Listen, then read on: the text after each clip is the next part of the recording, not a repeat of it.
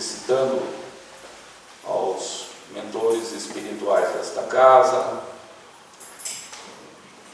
solicitando que tenhamos uma noite bastante produtiva, sabedores de que, se aqui estamos, viemos no sentido de esclarecermos dúvidas em relação a essa doutrina que procura nos dar todas as respostas.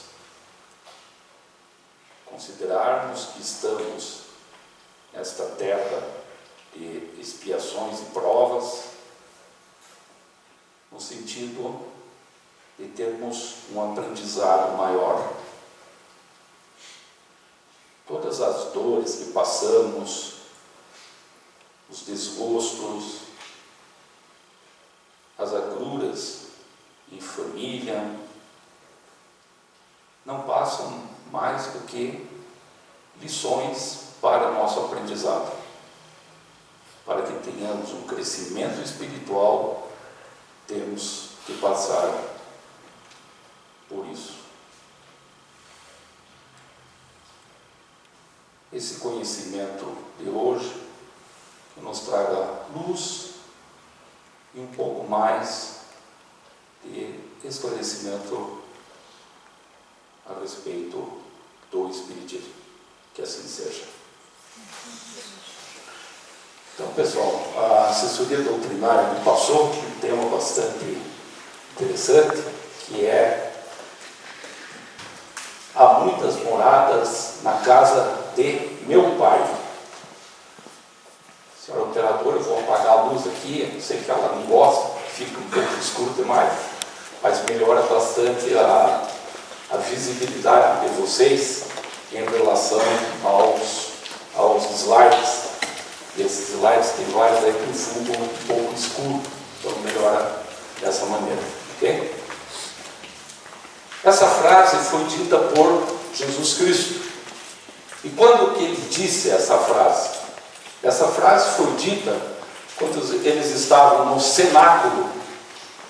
É interessante, né? A gente lê cenáculo e muitas vezes não sabe o que é o cenáculo. O cenáculo é um aposento da casa, naquela época, e que era um ponto de reunião, um ponto de convergência dos membros da família, dos amigos, e que era utilizado também para alimentação. Então isso era o cenáculo. Muitas vezes fica pensando que era outra coisa. Não. Então estavam os discípulos e Jesus no cenáculo, à noite, e além de celebrar pela última vez a Páscoa, Jesus lava os pés de seus discípulos e informou que um deles haveria de traí-lo. Também revelou que estava de partida para um lugar que não poderiam segui-lo. Ele já sabia o que iria acontecer com ele. Os discípulos ainda não, até agora não sabiam de nada do que viria, do que estava por ocorrer logo depois. Até aquele momento não tinham percebido que Jesus estava se referindo claramente à sua morte iminente. Então aí, nesse ponto, que Jesus fala a frase que é tema de hoje: há muitas moradas na casa do meu pai. Se assim não fosse, já eu vou no teria dito, pois me vou para vos preparar um lugar. Depois que me tenha ido e que vos houver preparado lugar, voltarei e vos retirarei para mim, a fim de que, onde eu estiver, também vós ali estejais. Isso está na Bíblia. Está também no Evangelho segundo o Espiritismo.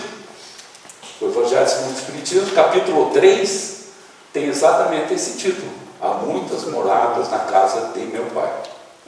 Então, um capítulo inteiro falando sobre isso.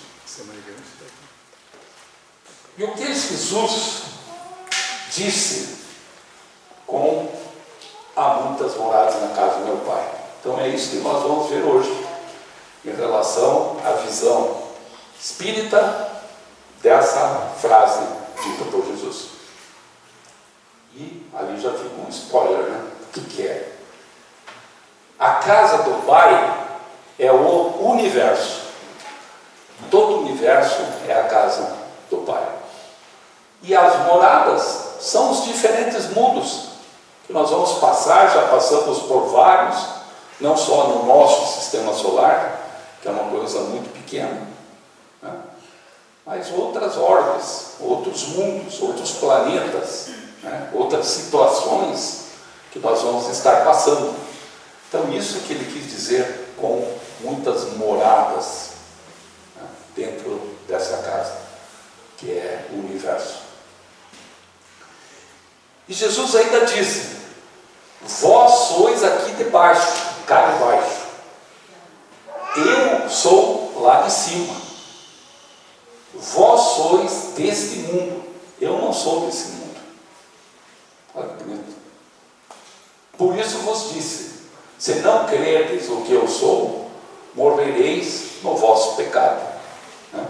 Então, atestando que tudo aquilo que ele tinha dito até então, durante esses 3 anos, junto aos discípulos, junto aos apóstolos, para que eles crescem em tudo aquilo, acreditassem em tudo aquilo. Então, olha que bonito, né? Eu não sou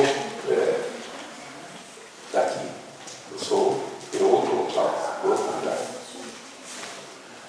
E agora vamos pensar, então, como que o Espiritismo vê essa questão do universo, né? Das muitas moradas.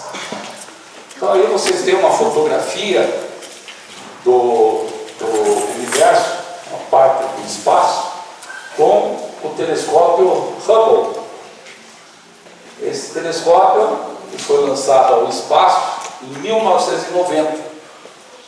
Então já está com 33 anos e está se aposentando. Mas ele ainda está em funcionamento. Continua a tirar fotografias lá a nível bem acima da atmosfera. Né? Ele está a 570 quilômetros da superfície da Terra, orbitando em volta da Terra a 570 quilômetros. Só que já as fotografias dele, essa aqui é uma fotografia muito bonita, né, para a época. Só que ele está se aposentando, como eu disse, porque a NASA lançou agora, em 2021, lançou em 2021 e ele só começou a funcionar o ano passado, 2022. 2022 foram as primeiras imagens do novo telescópio espacial James Webb. Então, James Webb, em homenagem a um dos diretores da NASA, né, que já desencarnado, então foi dado esse nome James Webb. Para vocês terem uma ideia, esse telescópio é muito mais potente, muito maior do que o Hubble. Você já vai ver aí à frente. Mas para terem uma ideia, essa antena aqui do telescópio James Webb tem 6 metros de altura e ela é toda revestida de lâminas de ouro. Isso aqui, por isso esse amarelo aqui. Claro que aqui é só um esquema, né? Mas ela é toda em ouro. Pense em 6 metros. Eu gosto de ter 3 olhos aqui, um em cima do outro, né? Um pouco mais até, formando esse refletor ali, que capta a imagem, captando a imagem, transmite para cá a imagem e essa vai para um aparelho de transmissão que transmite para a NASA aqui na Terra. Então, James Webb é algo fantástico. Para vocês terem uma ideia, ele é 6 vezes maior que o Hubble e 100 vezes mais potente. Então, algo muito melhor. A imagem dele é muito superior. E vejam ali, ó, o Hubble estava aqui, como eu falei, 570 quilômetros de altura em relação à superfície da Terra. Estava dando volta aqui na Terra, está dando volta aqui na Terra. O telescópio James Webb está a 1,5 milhão de quilômetros. 1,5 milhão de quilômetros de distância. Então ele fica localizado numa região em que a luz do Sol, por exemplo, luz luz refletida de planetas não atrapalhem tanto a visão, a imagem que ele vai captar. Aqui, ó, para vocês terem uma ideia da complexidade, isso aqui que vocês estão vendo em cor de rosa, isso aqui é como se fosse uma cortina. E essa cortina, ela fecha, abre, de acordo para evitar o reflexo de luzes que venham de estrelas. Então ele se posiciona e acerta para evitar que aquela iluminação atrapalhe no objeto que está sendo observado. Tá? E ele está numa posição tão longe, por quê?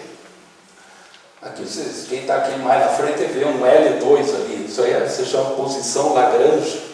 Lagrange foi um cientista que determinou alguns pontos, calculou alguns pontos em que a gravidade do Sol, a gravidade da Terra, da Lua, Terra, faz com que esses pontos tenham um equilíbrio gravitacional e o objeto que está ali ele não seja tão atraído para esse lado ou para aquele outro, para a estrela, né, para o Sol, para a Terra, para a Lua ou para outro planeta. Então isso é chamado de ponto Lagrange. São 4 pontos Lagrange.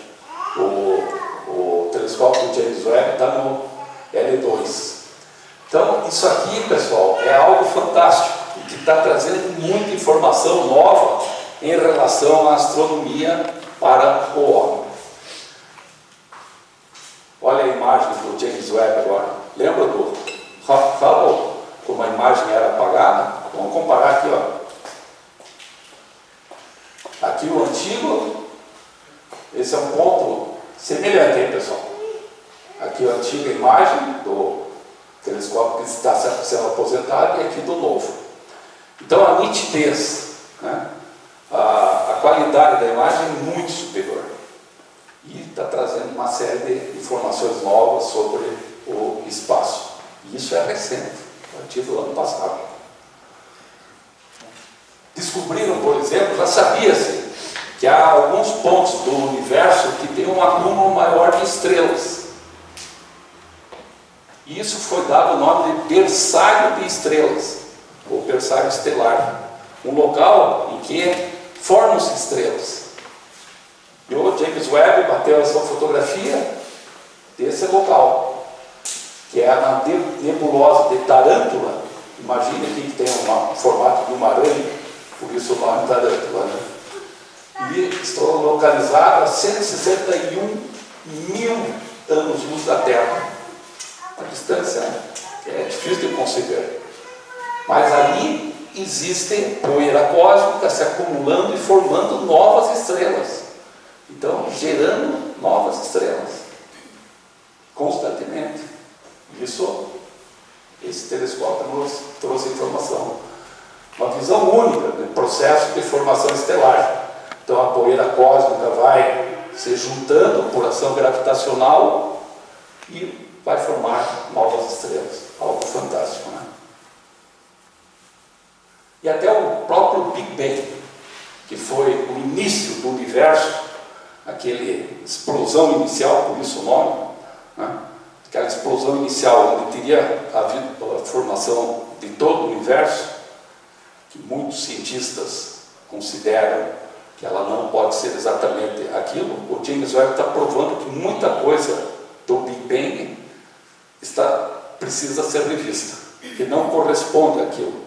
Tá? Tem galáxias que estão situadas numa posição do universo, que se fosse pelo Big Bang, na expansão do universo, ela não poderia estar lá. E está. Então alguma coisa está errada. Alguma coisa precisa ser revista no padrão que tinha-se até então. O universo é com seus 13 bilhões de anos atrás do ocorreu o Big Bang. E a gente, onde que nós, simples mortais, onde que nós estamos? Estamos na galáxia Via Láctea, num dos braços dessa galáxia, que é chamada uma galáxia em espiral. Ela tem braços, e num desses braços está o nosso pequeno sistema solar. Pequeno por quê?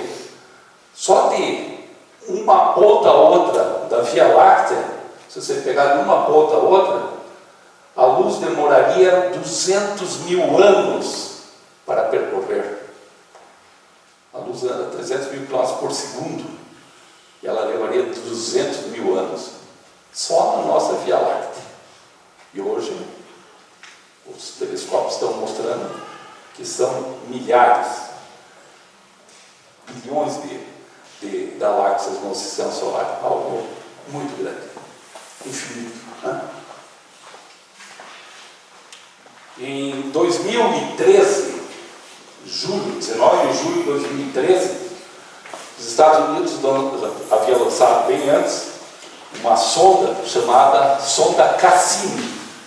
E essa sonda Cassini, ela passou fotografando alguns planetas, e entre eles fotografou também o Saturno. Então, Saturno ali que vocês estão vendo, essa parte de uma circunferência ali, é o corpo de Saturno. Isso é uma fotografia real, né? E o Sol estava na parte de trás, estava atrás, a iluminação do Sol ficou para trás. E a sonda Cassini, então, ela ficou numa sombra, tipo uma eclipse do planeta Saturno. E daí ela conseguiu bater algumas fotos de alguns elementos que não apareciam quando o Sol estava pegando na lente dela. E entre esses pontos, ela bateu a fotografia daquilo ali, que é a Terra, que é onde nós estamos. Aquele pontinho de nada, mínimo. E é nesse pontinho que Israel e Palestina estão matando milhares já de pessoas. É nesse ponto que temos guerra de Ucrânia mais de um ano, né? É nesse ponto que a gente briga com o vizinho.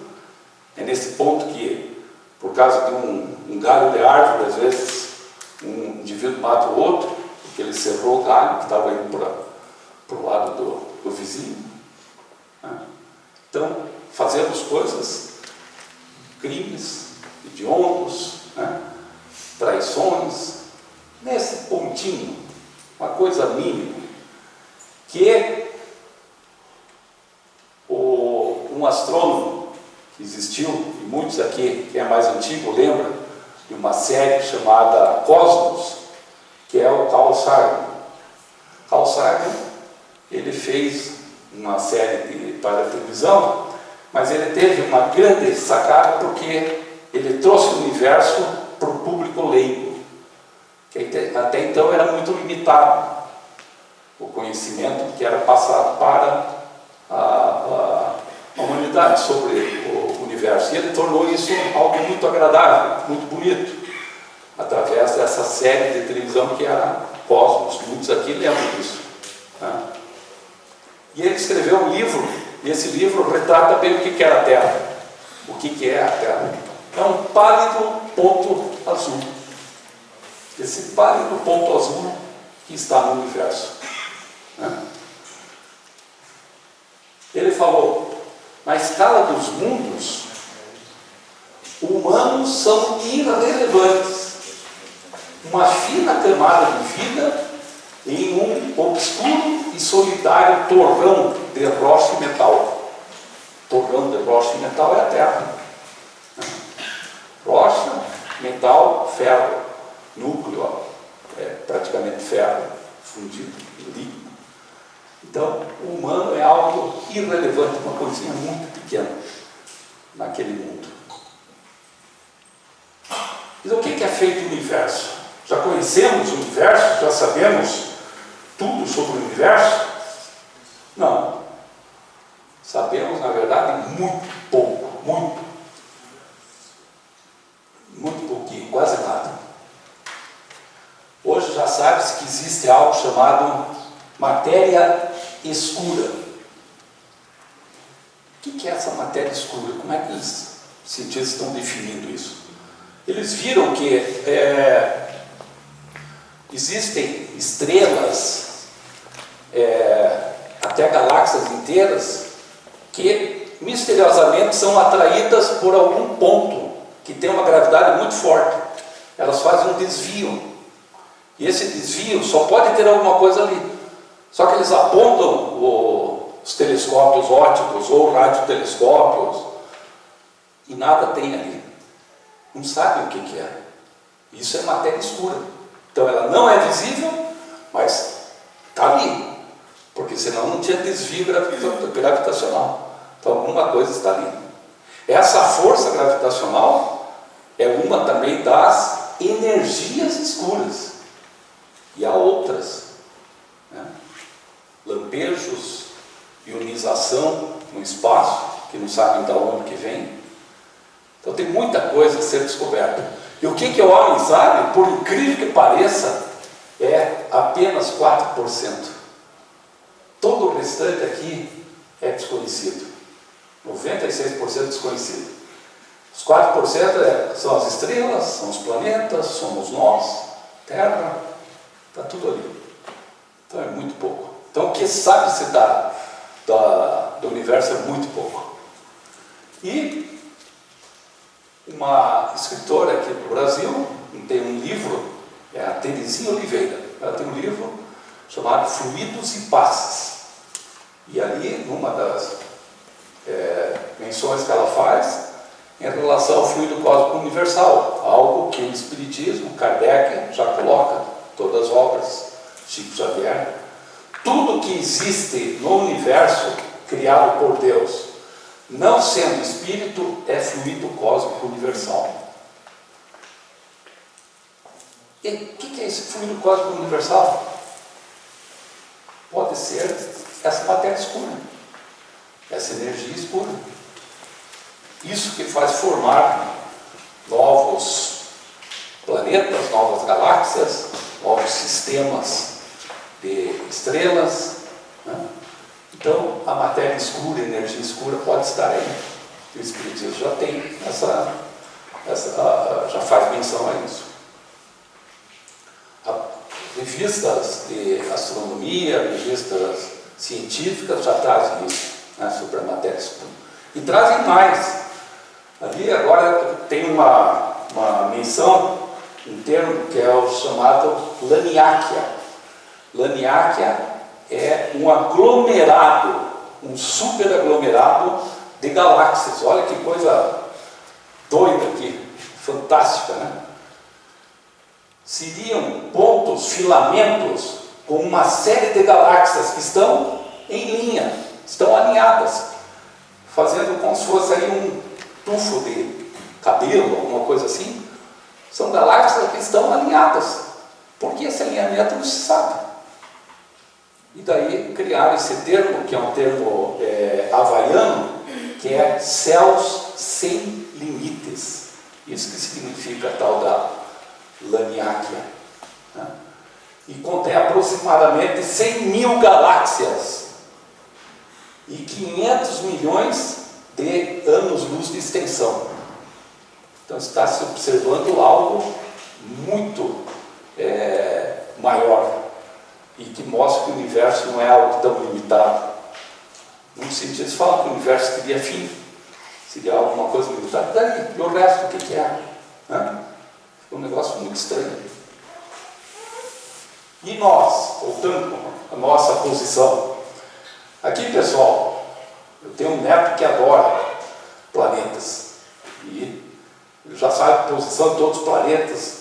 Daí quando viu essa fotografia, ele falou, não, mas eles não estão tão perto. E realmente, isso aqui é só um esquema de tamanho. Só para vocês terem uma ideia de tamanho, porque a distância é muito maior, muito mais extensa. E a nossa Terra está ali, terceiro planeta, depois do Sol, uma posição, um tamanho muito pequeno, se comparado com os gigantes gasosos aqui, Júpiter, Saturno, Urano e Netuno. Então ela está localizada aqui. E no sistema solar, o Sol representa 99,85% da massa do sistema solar. Ou seja, o sistema solar é praticamente só o Sol. Isso aqui é gigantesco, né? Então aqui só um pedaço dele.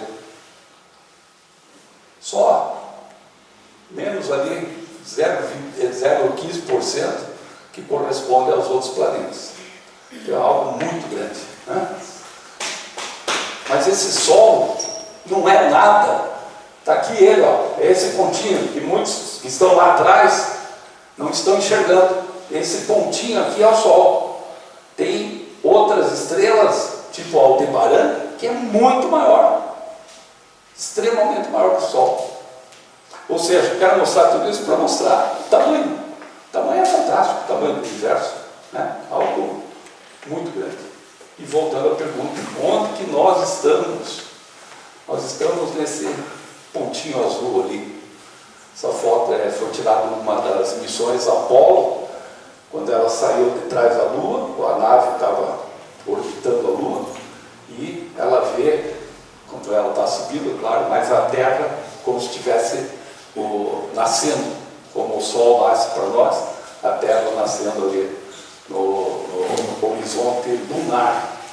Então isso aqui, esse pontinho de nada é a Terra. E o que esse telescópio novo está nos trazendo? Muita informação. Todas essas chamadas aqui da reportagem são de 2023, e a grande maioria delas de agosto, setembro para cá. James Webb descobre objetos misteriosos na nebulosa de Orion. Eles descobriram algumas coisas assim que não sabem o que é. Na Via Láctea agora, notícia de hoje, hein, que eu nem coloquei na apresentação porque já estava pronto. Eles descobriram que no centro da nossa galáxia, já é conhecido, a existência de um buraco negro, que suga estrelas, planetas, etc., bem no centro da Via Láctea. Mas ao lado disso, tem algumas formações em forma de agulha. Impressionante. Então, forma de agulha, no meio do sistema solar, da Via Láctea. No meio da Via Láctea, bem próximo desses buracos negros. Não sabe o que é. Descoberta de exoplanetas com condições habitáveis. Então, outros planetas com condições habitáveis. Os astrônomos descobriram uma abundância de galáxias semelhantes à Via Láctea no universo primitivo.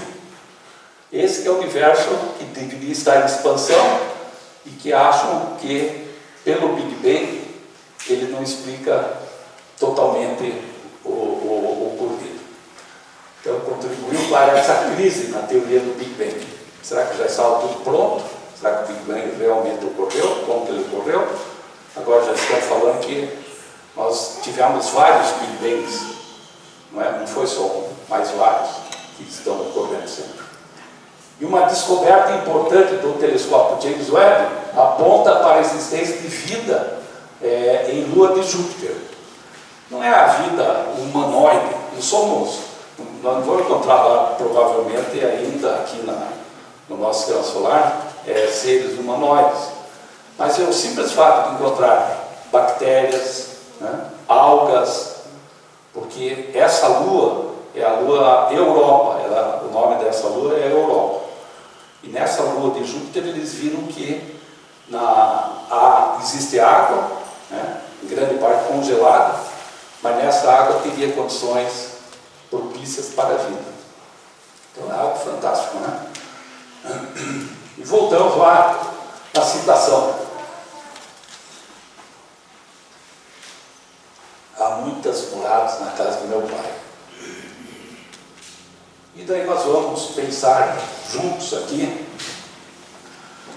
em todas essas moradas que existem. Quantas religiões não existem, né? Só aqui na Terra. Centenas, pessoal. Centenas de religiões diferentes. Olha as vestimentas ali do sacerdote, lama, né? Lama, rabino, monge, tibetano, aqui também chamados anciões, e vai por aí afora, né? Toda uma série de citações daqueles que representam diferentes religiões. E essas religiões, vamos examinar aqui, existe um orador espírita, palestrante espírita, que eu considero um dos melhores hoje do Brasil, que é o Haroldo Dutra Dias. Ele é um juiz de direito e hoje o trabalho dele praticamente é escrever livros, vários livros, e como orador espírita. E ele cita, e vocês podem ver isso, tem no YouTube, que todas as religiões da Terra são tribais. Eu achei muito interessante, estou trazendo isso para vocês. Ele cita que formam-se núcleos, de diferentes religiões. Essas religiões, a ponto de brigarem entre si, e vocês sabem que as guerras que mais mataram no mundo foram as guerras religiosas. Agora, essa que estamos tendo aí é essencialmente religiosa também. Formando tribos, diferentes tribos. E a tal ponto que nessas tribos, onde você nasce, importa, onde você nasceu, conta, onde o templo está localizado, importa, a cor da sua pele importa. Estados Unidos tem alguns templos, tem algumas igrejas que o preto não entra. Absurdo. A língua que você fala importa. Se você é homem ou mulher, importa. Islamismo, a mulher tem que usar a burca, ela não pode sair para a rua se ela não estiver acompanhada pelo pai, pelo irmão, por um tio, por um parente, homem. Sozinha ela não pode andar, senão as autoridades podem prendê-la. A esse ponto, ainda. A sua orientação sexual importa. Homossexualismo no Islã, voltando lá no islamismo, homossexualismo condenado à morte. Triste, jogados de prego muitas vezes. Uma das mortes que fazem para o homossexual. Então, formam-se verdadeiras tribos. E essas tribos concebem o seu Deus, e o Deus do outro é totalmente diferente. Não, esse é o meu Deus, aquele lá não. E começa a haver essa distinção. E essas lutas, e que continuam até hoje. Então, até que ponto a Terra, a gente fala tanto que os povos no passado eram politeístas, será que a gente não continua na Terra sendo politeísta também? Tendo diferentes deuses, cada religião concebe aquele Deus que mais apraz. E sabendo tudo sobre o universo, vendo toda essa enormidade, todo esse gigantismo que é o espaço, os planetas, o universo, qual o conceito de Deus nesse quadro? Como que o Espiritismo vê Deus? E a resposta é fantástica, dada pelo Haroldo Dutra Dias. Só existe um, e o que é dado pelo Espiritismo, que é um Deus, ele mostra um Deus cósmico. É um Deus que vale para todos. Quer seja cristão, quer seja o islamismo, quer seja budista, protestante, evangélico, etc. É o Deus cósmico. E não, de maneira nenhuma, um Deus tribal, circunscrito àquela determinada região. Então, é muito simples. Está aqui, pelo Espiritismo. Ainda seguindo no mesmo linha de raciocínio, vamos pensar assim: se um dia fizermos contato com outras civilizações, muitos aqui já assistiram filme muito antigo, mas o pessoal mais antigo já sabe essa imagem aqui. Que filme que é? Contatos imediatos de terceiro grau, exatamente.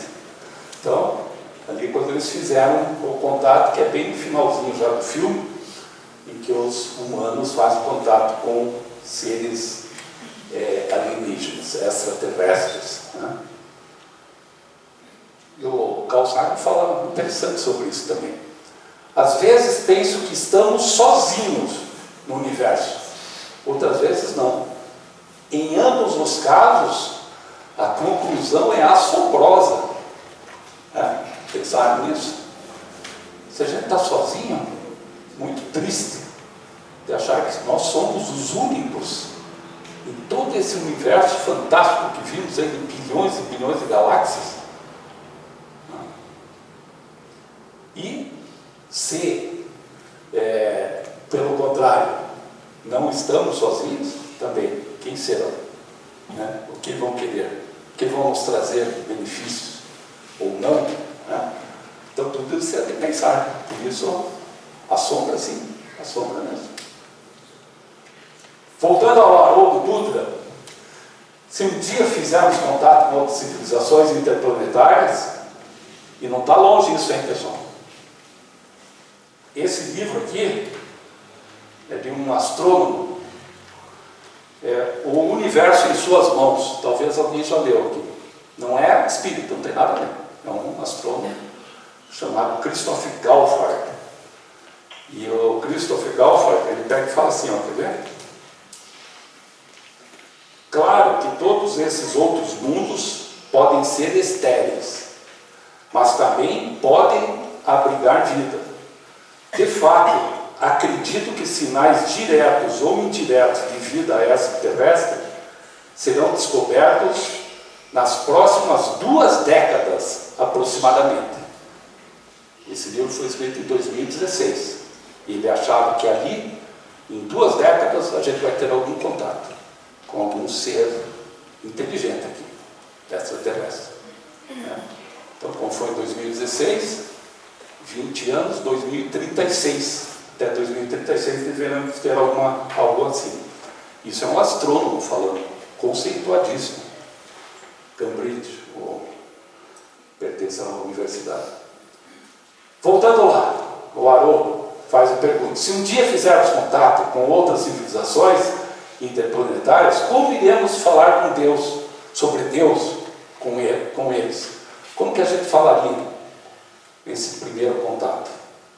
Como espíritas, não teríamos problema, dificuldade alguma. Pegaríamos o capítulo 3 do Evangelho segundo o Espiritismo e falaríamos: há muitas moradas na casa de meu pai.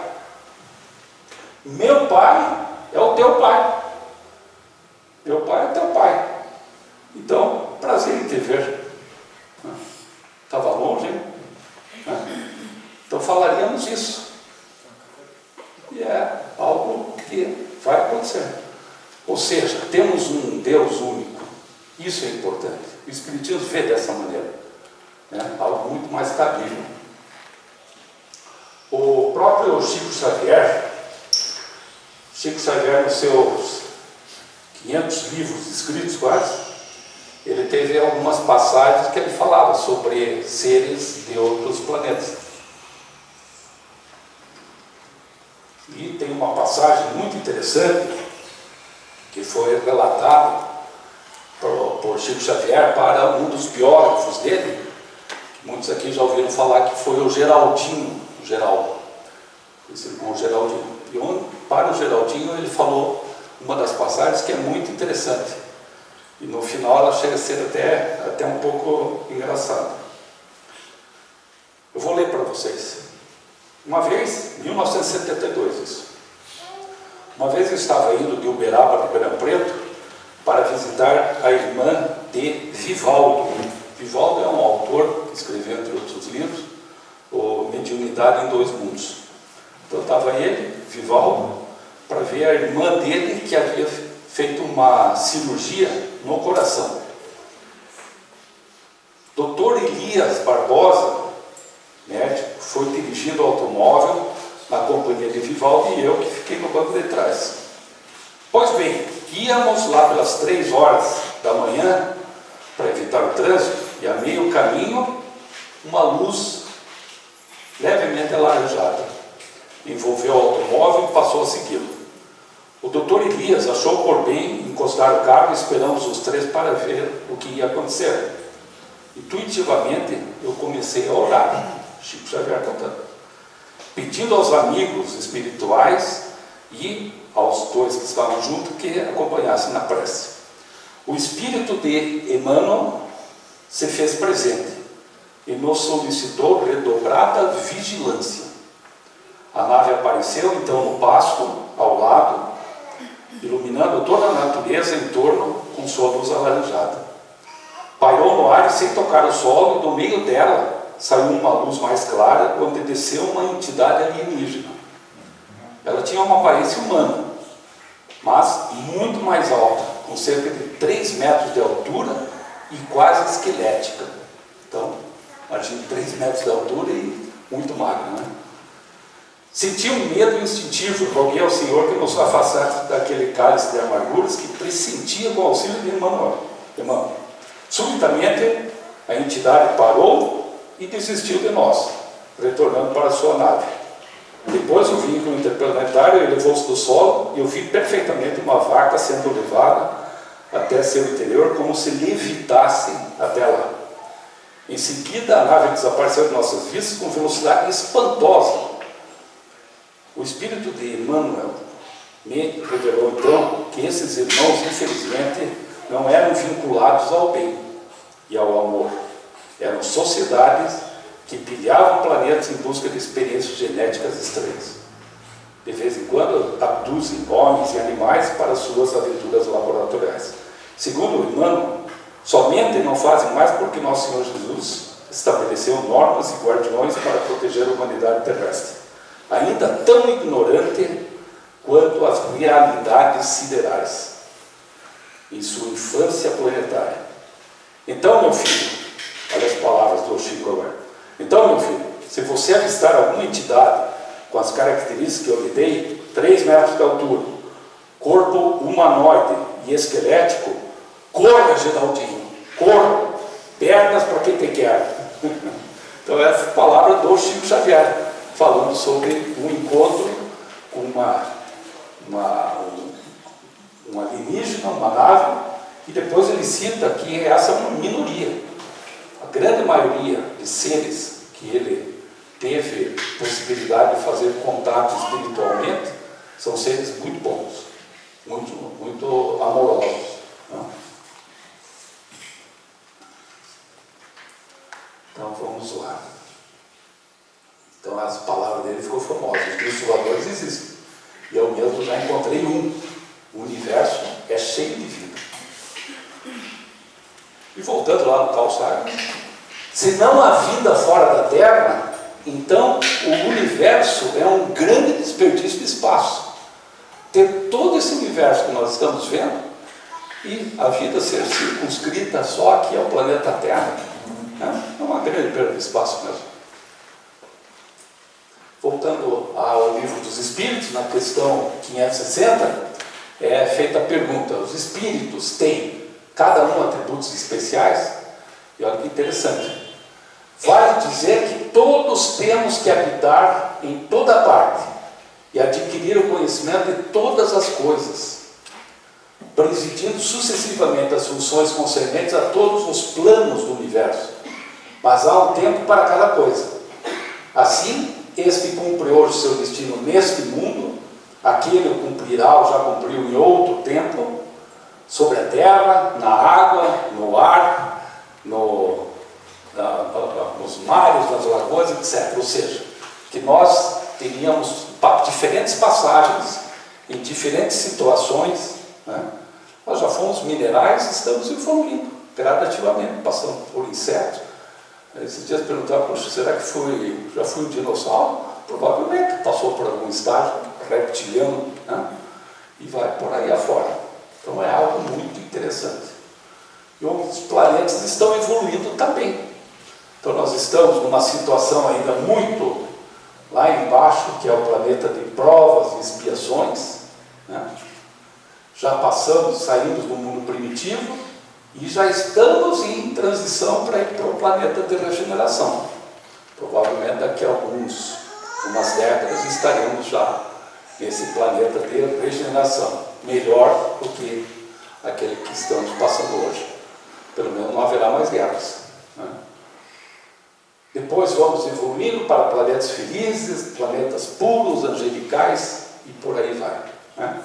O Espiritismo colocou esses cinco títulos, mas é claro que são muitos mais os planetas que para a nossa evolução.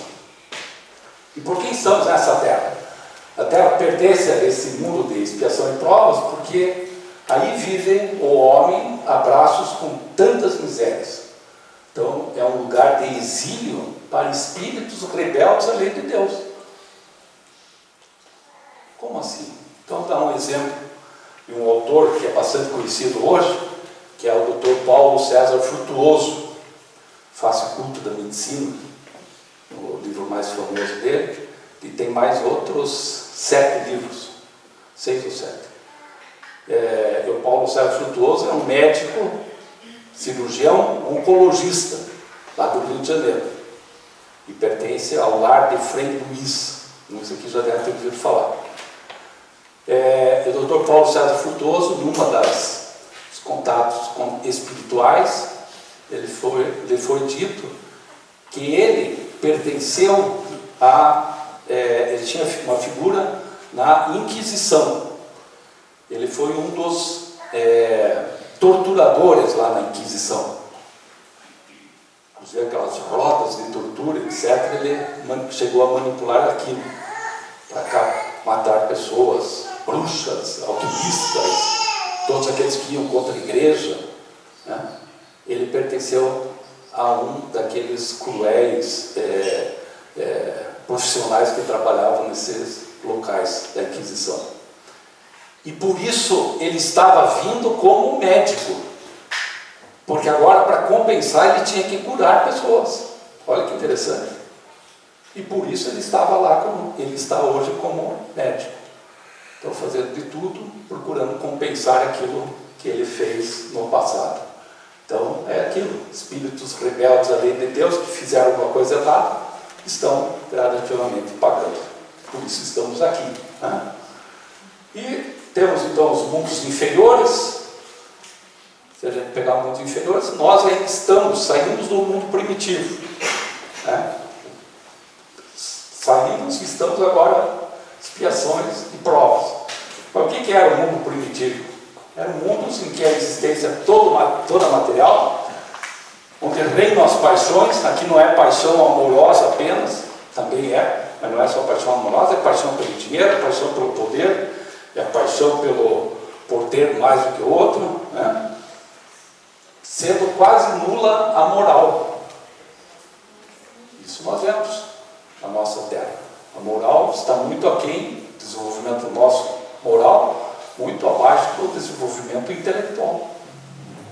A força bruta entre eles é a única lei. Pense, o mundo primitivo era isso. Seres rudimentares que revestem a forma humana. Sem benevolência, sem noções de justiça. Hoje a justiça evoluiu muito. Alguns países ainda caem um pouco às vezes, né? Não vou citar países, mas às vezes tem problemas de justiça. Mas esses eram os mundos inferiores. E nós temos muita coisa ainda aqui.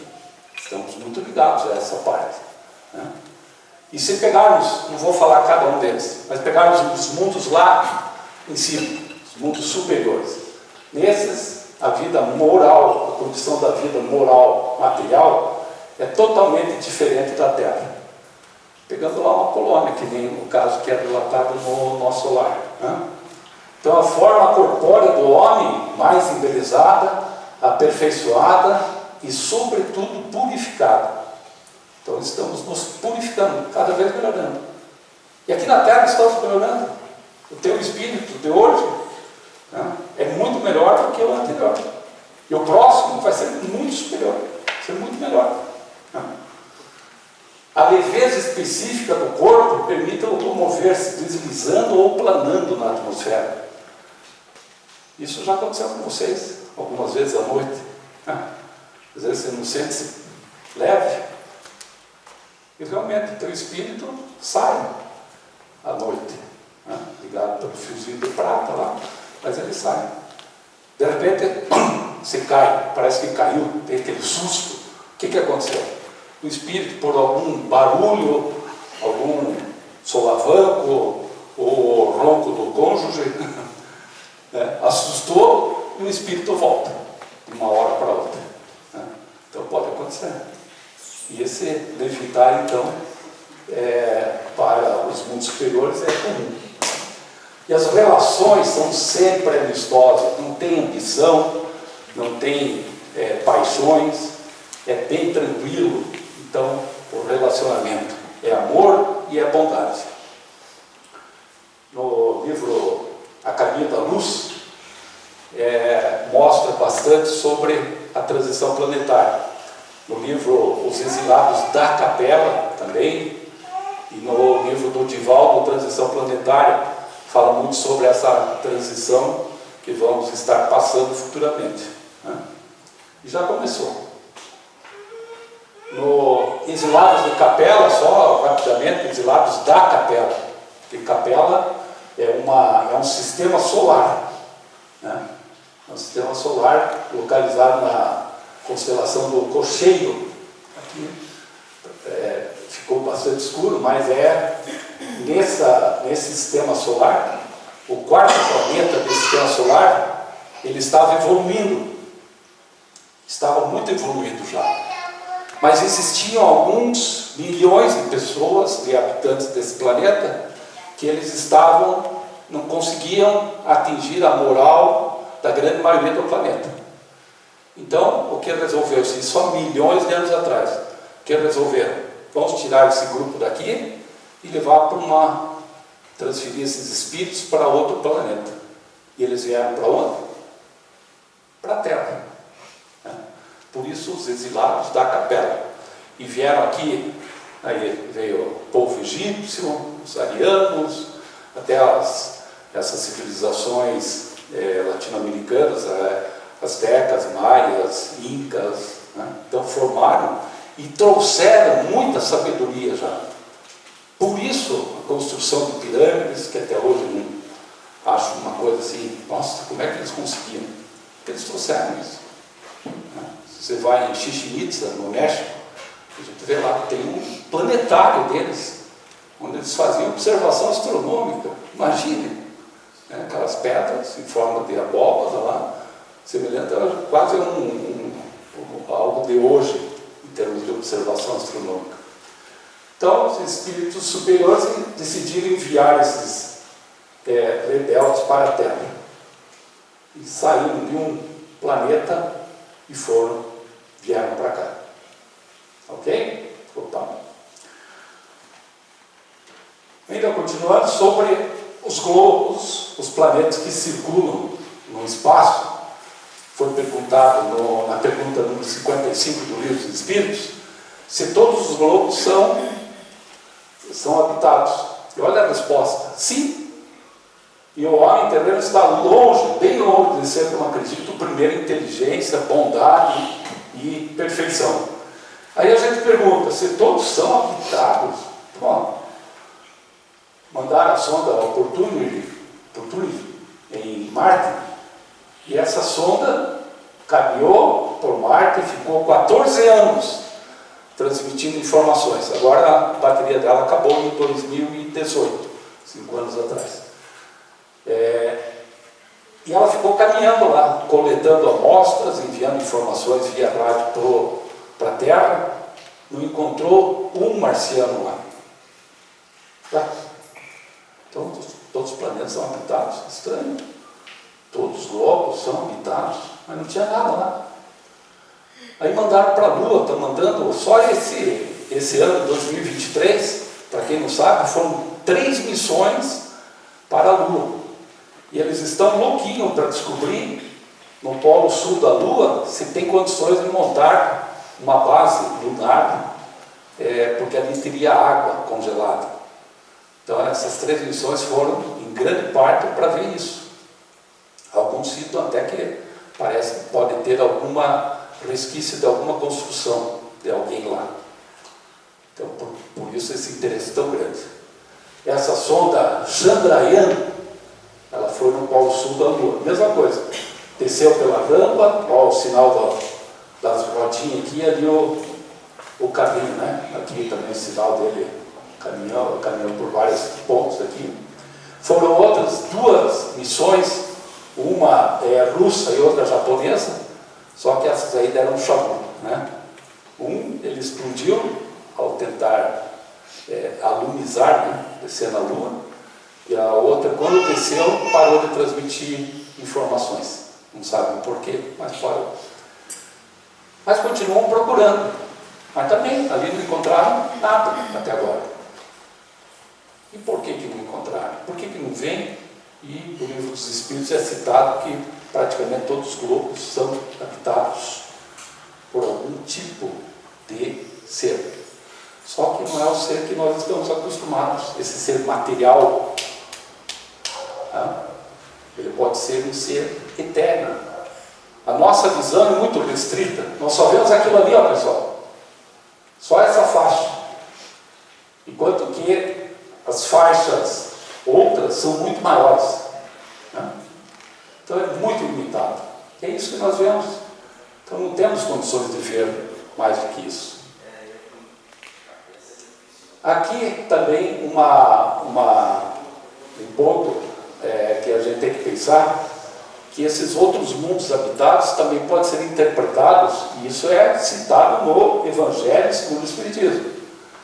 Pode ser referido também a mundos mais depurados, desprendidos de materiais, e esses variam ao infinito, e o indivíduo vai estar em diferentes posições. Aqui um umbral do André Luiz, no livro Nosso Lar, né?